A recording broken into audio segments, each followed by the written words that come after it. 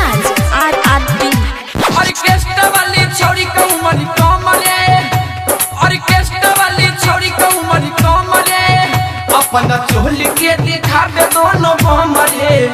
अपना चोली के दिखावे दोनों बमरे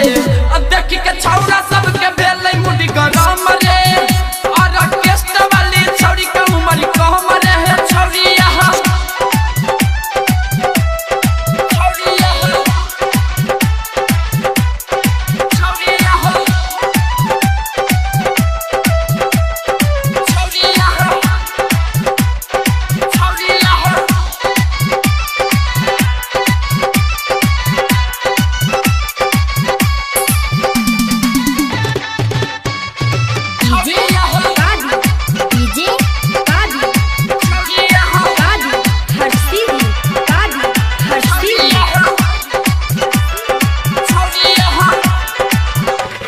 कमाल सब छुआल चाहे गाल कदे छौरा के दीवाना मांग के होठलाल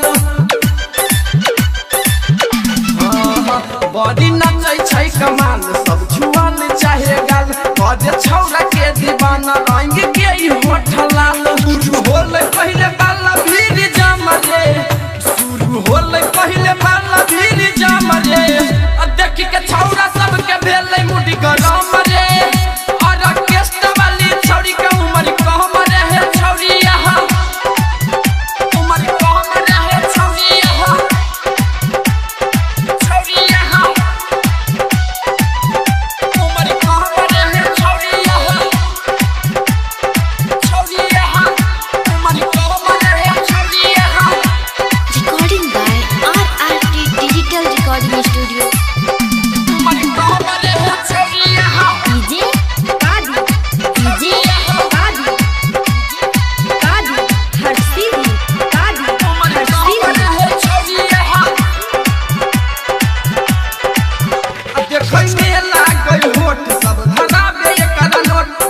होई छै चोली देखन लागे बड़ी छोट